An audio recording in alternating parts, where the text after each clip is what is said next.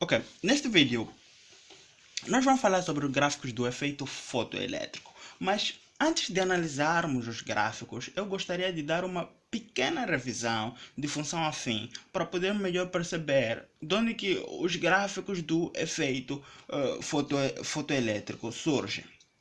Bom, função afim ou função do primeiro grau, nós podemos ouvir a função linear, é uma função sempre representada por uma reta que podemos escrever da seguinte maneira: y igual a x mais b, em que o a é o coeficiente angular e o b é o coeficiente linear.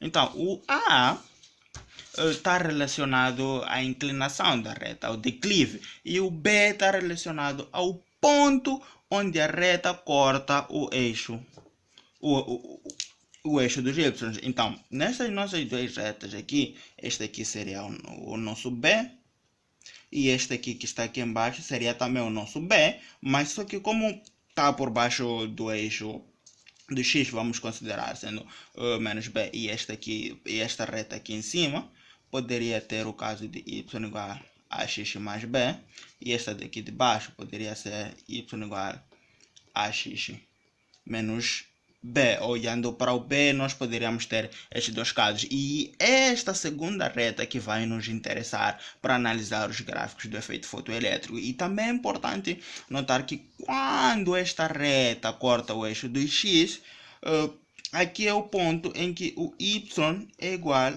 a zero. Nós vamos ter um certo valor de x. Aqui também é o ponto em que y é igual a zero. Então, com isto aqui fora do caminho, nós podemos começar a analisar os gráficos. Vamos começar com o gráfico da energia cinética em função à frequência. Então, para nós vermos bem este gráfico, vamos lá relembrar aquela fórmula em que nós dizíamos que a energia do fotão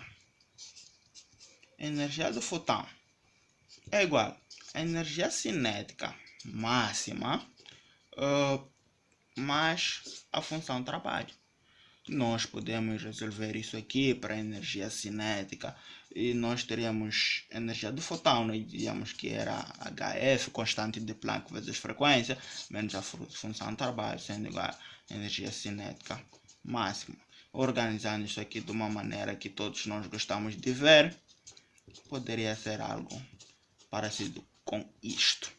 Então, o que é que nós temos aqui? Nós temos uma função do primeiro grau, do tipo y igual a x menos o b, em que o nosso coeficiente linear é a função trabalho, o nosso coeficiente angular é a constante de Planck, e o nosso x é a frequência, o x é a variável. Então, o gráfico fica bem parecido com isto, em que nós podemos aqui claramente ver que é uma reta, e o ponto onde a reta corta o eixo da frequência é o limite vermelho, é a frequência limite. Então, esses traçados aqui indicam que para valores menores que esta frequência não acontece o efeito fotoelétrico. O efeito fotoelétrico só começa a acontecer a partir de valores superiores a esta frequência. E aqui onde o gráfico interseta o eixo da energia cinética, nós temos o nosso valor da função trabalho.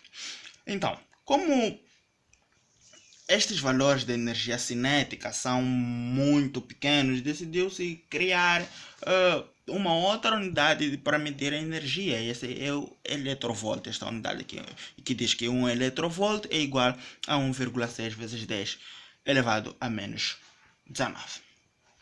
Então, o segundo gráfico é do potencial.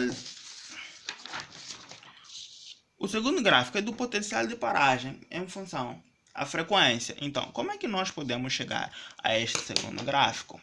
Bom, no vídeo passado, nós já vimos que a energia potencial elétrica é igual à energia cinética máxima.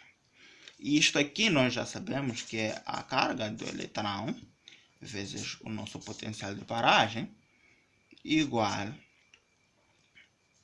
a nossa energia cinética máxima, que nós já resolvemos no primeiro gráfico. Então, resolvendo isto aqui para o potencial de paragem, nós poderíamos dividir tudo pela carga do eletrão para cortar este com este. É a mesma coisa levar este e passar para aqui a dividir, né?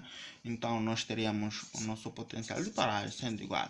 Os físicos gostam de escrever desta maneira a nossa constante de Planck vezes a carga multiplicado pela frequência menos a nossa função trabalho já carga. Então, isto aqui de novo nós temos uma função linear em que esta aqui é o nosso y igual ao nosso a de x menos o b. Então, no nosso caso, o nosso coeficiente angular é igual a constante de Planck sobre a carga do eletrão.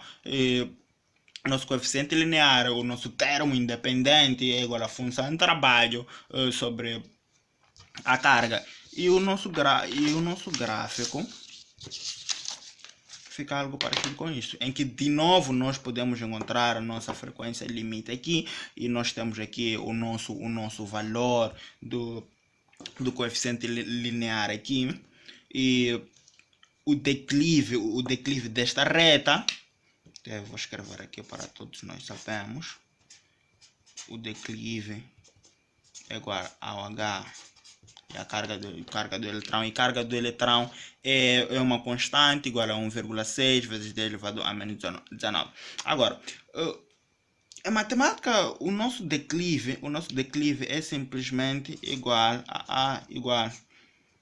a variação em y sobre variação em x. Então, acredito que se nós quisermos calcular o nosso declive, nós iríamos ter que ver a nossa variação em y e dividir pela nossa variação em x. Mas isto aqui nós vamos ver um exercício para resolver no próximo vídeo. Então, eu só espero que tenham percebido esta parte dos gráficos, e daqui o resto vai ficar muito simples. Então, no próximo vídeo nós vamos resolver exercícios relativos a gráficos de efeito fotoelétrico.